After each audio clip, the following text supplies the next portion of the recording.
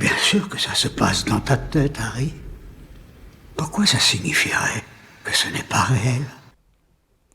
Pour ce nouveau portrait de fan, j'ai parlé avec Marjolaine.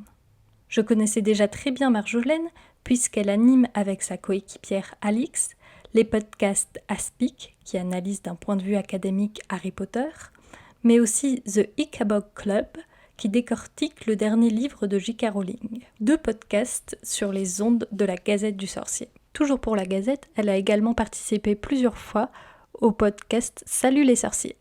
Mais comme Marjolaine n'en a jamais assez de parler de Harry Potter, elle participe également à Speak Beastie, un podcast anglophone autour des animaux fantastiques.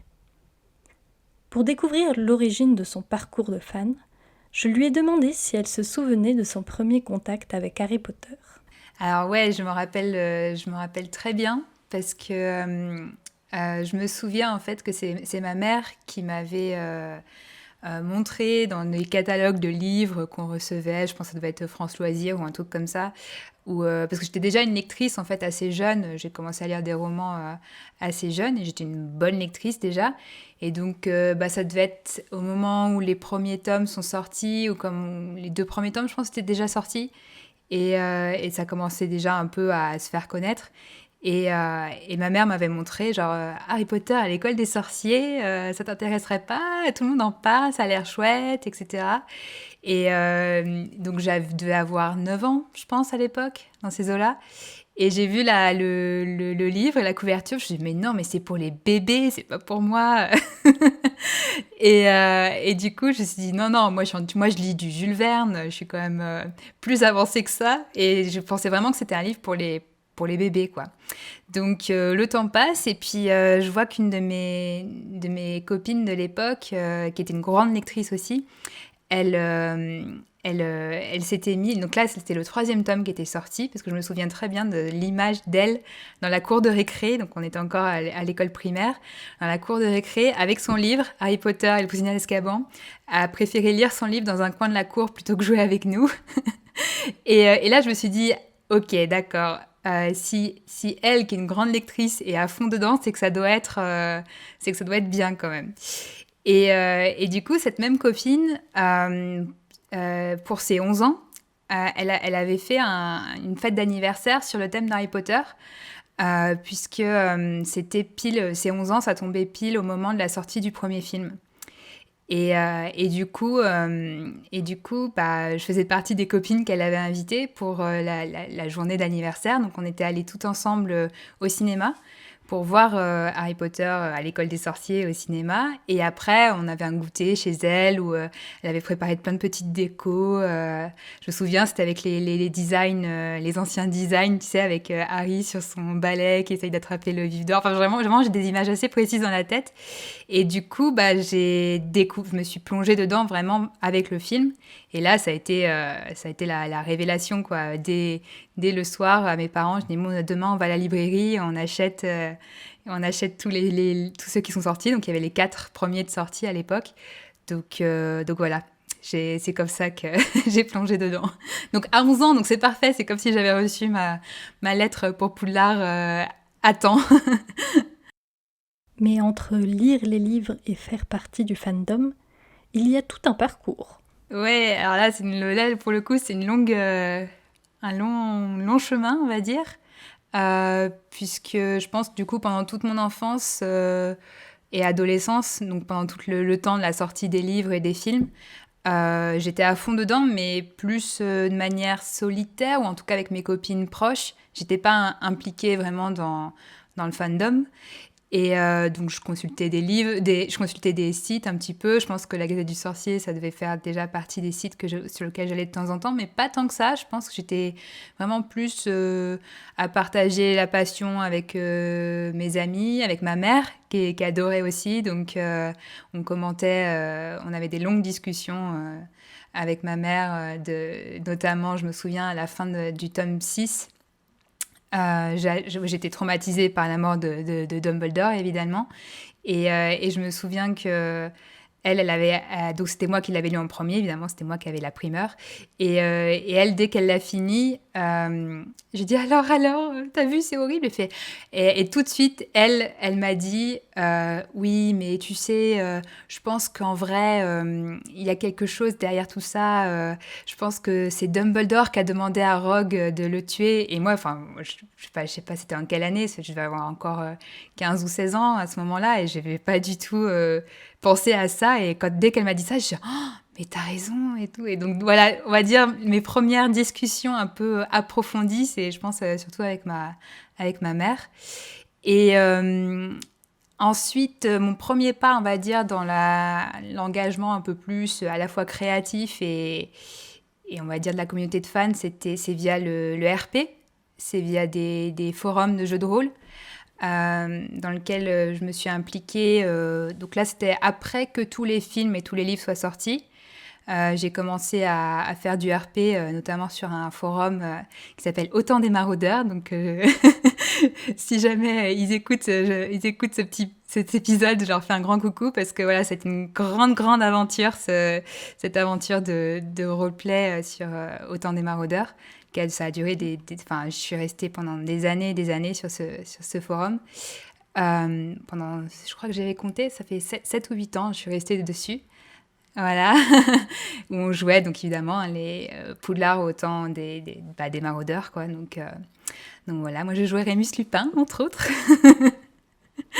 Ah oui, non mais en fait c'est un forum qui existait quand j'étais encore au lycée, sur lequel j'avais un peu participé et en fait qui avait un peu disparu, qui s'était relancé quelques années plus tard et vers 2010 dans ces eaux-là. Et à ce moment-là, ils avaient contacté les anciens membres du forum et moi je me suis remise tout de suite. J'étais dans l'équipe en fait qui a relancé le forum, même si j'étais pas du tout dans les administratrices ou modératrices, mais bref, je me suis tout de suite impliquée dedans et du coup voilà, j'étais une des maraudeuses, maraudeurs. Mais ouais, mais c'est vraiment, je pense que c'était ma première expérience vraiment d'implication dans une communauté de fans, même si du coup c'était à l'échelle juste de ce forum. On a créé vraiment un groupe très très soudé et d'avoir une amitié en fait avec ces gens-là qui se crée grâce à Harry Potter. C'était la première fois que j'avais cette expérience-là. Et sont arrivés les podcasts petit à petit. J'ai commencé à écouter en fait notamment un podcast de MuggleNet en anglais, Alohomora, qui est un podcast qu'ils avaient lancé pour une relecture de la saga. C'était un chapitre par semaine et avec un épisode qui commentait le chapitre. Et donc, je me suis lancée là-dedans en me disant, ça va m'aider pour l'écouter, ça allait m'aider pour mon anglais. Et en même temps, j'avais envie de relire aussi, d'avoir une autre lecture un peu plus approfondie. Et donc, du coup, ouais, je me suis passionnée en fait par ce format podcast. Je trouvais ça vraiment génial en fait d'avoir. C'était à la fois très accessible. En même temps, ça me faisait énormément progresser mon anglais. Et puis pareil, ça m'ouvrait en fait. Là, ça me réouvrait vers vraiment la communauté de fans d'une autre manière. Et surtout dans les analyses, en fait, parce que j'avais l'habitude d'analyser des petits détails de la saga pour le RP, donc centré autour des personnages que je jouais ou des intrigues qu'on essayait de créer. On a essayé d'aller chercher des petits détails de la saga et on se lançait dans des discussions sans fin autour de ça. Mais là, d'avoir une discussion beaucoup plus large, qui abordait beaucoup plus de sujets, ça m'a vraiment réouvert à plein de choses. Et ça me permettait aussi de commencer à faire des liens, parce qu'en parallèle, j'étais dans mes études d'abord d'histoire de l'art, puis d'anthropologie. Donc, j'étais vraiment dans l'anthropologie, dans les sciences sociales, etc. Et ce parcours d'études aussi, il m'a amené à revoir différemment tous ces mondes imaginaires, et en particulier Harry Potter. Je me suis passionnée à essayer de réfléchir très en détail sur tous ces petits détails de l'univers et de l'intrigue et des personnages. Et donc ça a commencé à trotter un peu tout ça dans ma tête. Ensuite, comment ça s'est passé dans l'ordre ? Je pense qu'il y a un truc décisif, qui va être décisif pour la suite, en tout cas, de mon parcours. C'était une des révélations, ça a été d'aller à une conférence sur la philosophie dans Harry Potter.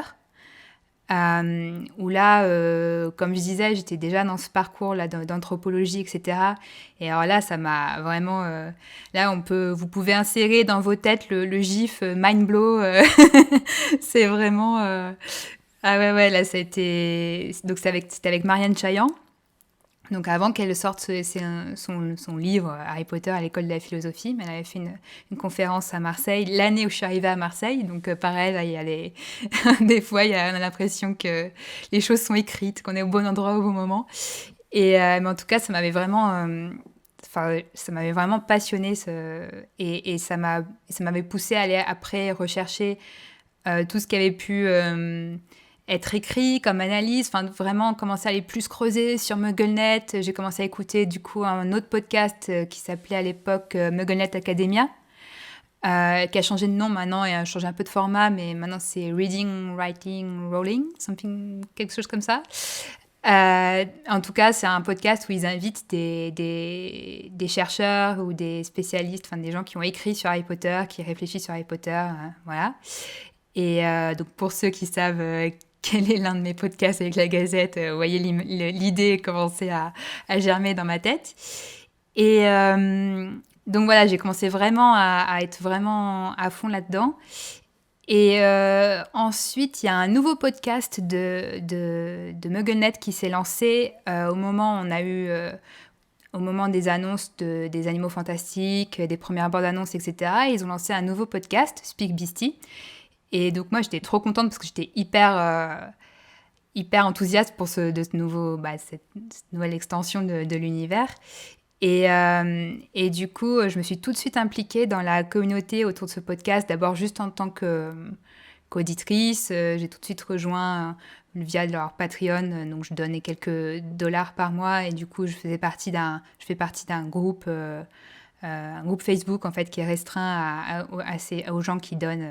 au Patreon et en fait c'est devenu là pour le coup vraiment une petite famille quoi. C'était vraiment on est vraiment devenus super proches aussi via ce biais-là et de fil en aiguille quelle était l'étape d'après?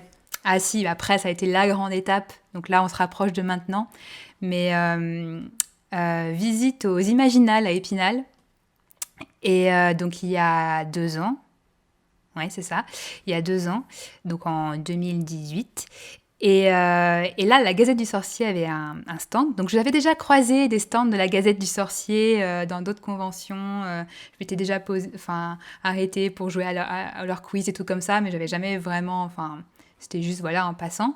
Là, comme j'y allais toute seule aux Imaginales, j'ai vraiment passé du temps à papoter avec les gens qui avaient sur le stand, et notamment une certaine Alix, alias Ipiuti Minel. et en fait, de fil en aiguille, on s'est vraiment... c'était un peu, rencontre, encore une fois, le destin où on se rencontre au bon moment et où je commence à parler de ma passion pour les podcasts et elle commence à me parler de son envie, de son projet secret qu'elle rêve de monter depuis super longtemps, de lancer un podcast sur les analyses académiques d'Harry Potter. Et du coup, là, je dis mais moi aussi, c'est mon rêve. Et donc voilà, c'est comme ça que quelques mois plus tard, on a lancé le podcast Aspic, donc l'Académie des Sorciers, un podcast intéressant et captivant. Et donc c'est via ce biais-là que j'ai rejoint du coup l'équipe de la Gazette du Sorcier. Et donc voilà, là c'était vraiment un pas supplémentaire dans mon engagement, vraiment un grand pas dans mon engagement dans le fandom. Et en fait, pas longtemps après avoir rejoint Aspic, il y a Speak Beastie, l'équipe de Speak Beastie m'a directement contactée pour me proposer de rejoindre leur équipe en tant que host, parce que là c'est une équipe beaucoup plus grosse où on tourne, enfin, il y a 2 productrices, mais on est une équipe d'une dizaine de hosts où on se relaie, etc.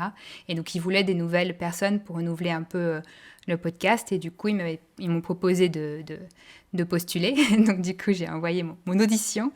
Et en n'étant pas du tout sûre que j'avais le niveau d'anglais suffisant pour, pour faire un podcast en anglais, même si j'avais déjà été invitée ça ne sortait pas de nulle part, j'avais déjà été invitée une fois sur Allo Mora, le fameux premier podcast que j'ai écouté, et j'avais déjà été invitée aussi sur un épisode de Speak Beastie, donc j'avais déjà fait 2 épisodes en anglais, mais de là à me dire que j'étais capable d'être une host régulière en anglais, c'était quand même assez angoissant, mais ils m'ont dit que non, certes, que mon accent passait tout à fait, donc je me suis lancée, et c'est voilà, comme ça, en un an, je suis passée de simple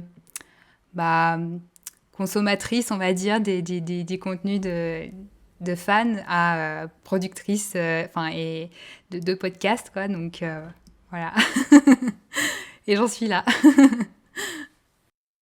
En être là, c'est donc participer, animer, créer quantité de podcasts autour de Harry Potter, pour pouvoir discuter encore plus de la saga entre fans. Maintenant que Marjolaine est bien ancrée dans le fandom, j'ai voulu savoir ce qui lui plaisait particulièrement dans cette communauté. Comme je disais, c'est pour ça que j'ai quand même mentionné mon expérience avec Autant des Maraudeurs et avec le RP, c'est que j'ai tout de suite, vraiment, j'insiste, ce groupe-là, c'était vraiment une famille. On a créé vraiment une famille tout de suite grâce à Harry Potter. Et ça, ça a été ma porte d'entrée, en fait, dans les communautés de fans et de se rendre compte qu'on peut créer vraiment de vraies amitiés et des liens vraiment très forts avec des personnes juste entre guillemets, grâce à notre passion commune pour Harry Potter et surtout d'entretenir du coup des amitiés à distance. Ça, je trouve ça assez magique, on peut dire, mais en tout cas, c'est parce que moi, je suis quelqu'un de très, comme beaucoup de fans d'Harry Potter, je suis très passionnée, mais partout. Certes, Harry Potter, c'est peut-être une de mes plus grosses passions et c'est dans laquelle en tout cas, c'est certainement la passion dans laquelle je m'investis le plus. Mais je peux me passionner pour tout. C'est mon caractère, quoi, d'être passionnée. Mais du coup, j'ai pas beaucoup de personnes comme ça dans mon entourage. J'ai pas dans mon entourage proche. Mes parents me soutiennent énormément là-dedans et comme je disais, les premières discussions à fond, c'était avec ma mère et on continue. On a des passions communes avec mes parents. Game of Thrones, par exemple, on peut passer des dîners de famille à parler que de Game of Thrones. Mais c'est vrai que la communauté de fans Harry Potter, ça m'a permis d'avoir plein de nouvelles amitiés, de personnes qui pensaient comme moi, qui pensaient pas que j'étais un peu faux-folle d'être aussi à fond dans Harry Potter et de continuer à être aussi passionnée en étant adulte. Et parce que bon, j'ai 29 ans maintenant, donc... mais c'est... vraiment, c'était vraiment hyper important. Et puis aussi, je pense quelque chose... En plus, maintenant que je commence à m'ouvrir à d'autres communautés de fans aussi, je parlais de Game of Thrones, mais aussi peut-être Star Wars ou Disney. Je m'intéresse à plein de choses, quoi. Mais la communauté Harry Potter, je trouve qu'elle a vraiment... Même si c'est pas toujours rose, hein, il y a des moments un peu durs, mais quand même, il y a quand même un état d'esprit que je continue à retrouver et que je retrouve par exemple avec la famille Speak Beastie, avec la Gazette aussi. Il y a vraiment cette ouverture d'esprit et ce côté très, très accueillant et très créatif aussi. Je suis toujours impressionnée par ce que les fans sont capables de créer. Et ouais, c'est ça qui me plaît le plus, quoi. Comme vous l'avez peut-être remarqué en écoutant les autres épisodes de cette mini-émission, Marjolaine n'est pas la première à m'évoquer l'ouverture d'esprit des fans d'Harry Potter comme un des points les plus forts de la communauté. Ah ouais, non mais je pense vraiment, parce qu'il y a... C'est vrai que l'ouverture d'esprit en particulier, je pense... moi, je suis vraiment, vraiment contente d'avoir grandi avec Harry Potter, même si, comme je disais, j'ai pas été impliquée dans la communauté de fans dans mon adolescence et mon enfance et mon adolescence. Mais de retrouver du coup toute cette génération et puis même des plus jeunes qui ont rejoint cet univers plus tard, et de se rendre compte que moi je suis restée dans mon coin entre guillemets, on s'est tous formés en fait avec Harry Potter, on a tous formé notre ouverture d'esprit, notre tolérance, notre vision du monde avec Harry Potter, et du coup on a ce point commun. Alors il y a des divergences qui se créent aussi, parce que toute notre vie se définit pas par Harry Potter, même si on a tendance à le dire, mais c'est pas vrai, quoi. Il se passe plein de choses dans nos vies qui ont rien à voir avec Harry Potter, et on est influencé par plein d'autres choses qu'Harry Potter. Mais quand même, on a ce truc en commun qui fait que, on peut, quand on se lance dans un débat sur Harry Potter, évidemment, mais peut-être quand on réagit à quelque chose d'autre qui se passe dans le monde, et ben, cet aspect du monde magique qui nous a construit en commun, elle nous permet quand même de partager des valeurs importantes, quoi.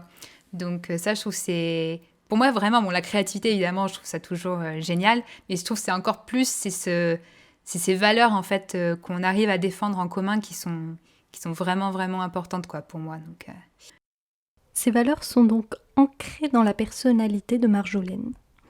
Et pour cette raison, entre autres, la saga fera toujours partie de sa vie. Alors oui, je pense que Harry Potter, ça me quittera jamais.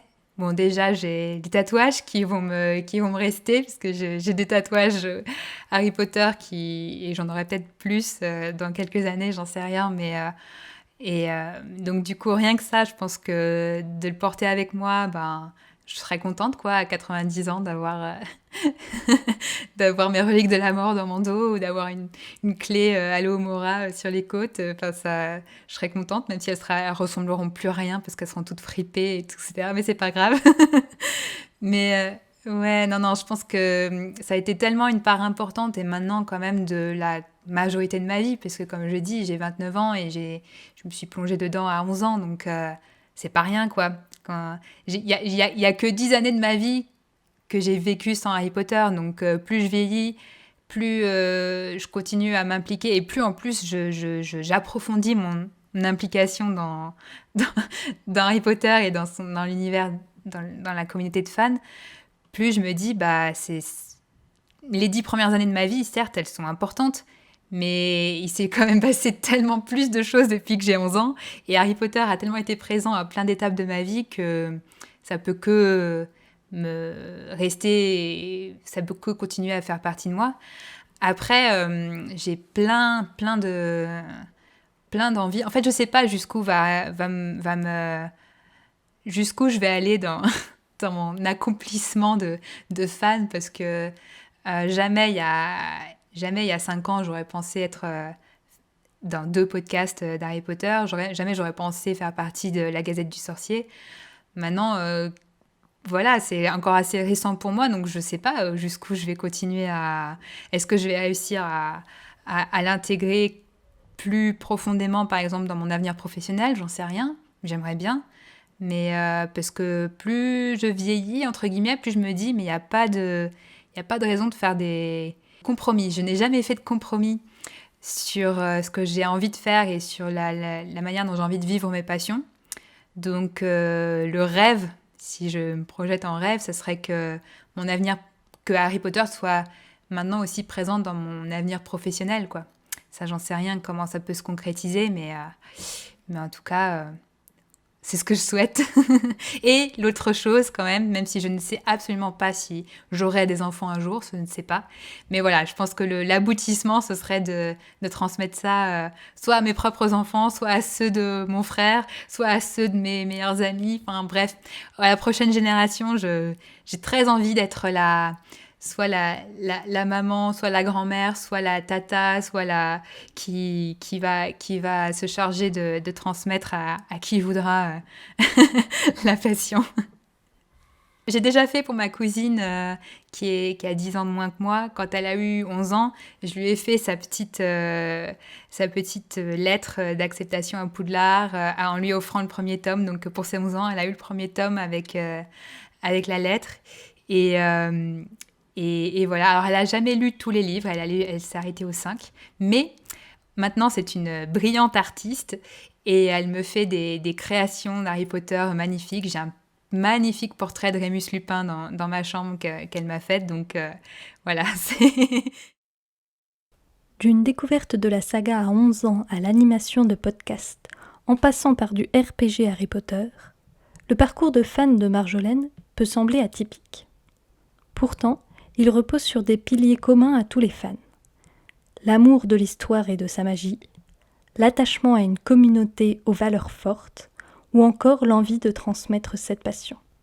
Je vous remercie d'avoir écouté ce dernier épisode de 20 ans de fandom, une mini-émission réalisée et montée par moi, Salem, pour célébrer les 20 ans du site La Gazette du Sorcier. J'espère que vous avez apprécié les 5 épisodes et je vous remercie de les avoir écoutés. Je remercie également Marjolaine d'avoir participé à ce dernier épisode. Vous pouvez consulter tous les podcasts de Marjolaine sur internet, les podcasts de la Gazette du Sorcier, Aspic, The Icaboc Club et Salut les sorciers sont disponibles sur SoundCloud, sur la même plateforme sur laquelle vous écoutez ce podcast, et Speak Beastie est également disponible sur les plateformes habituelles de podcast. Au revoir!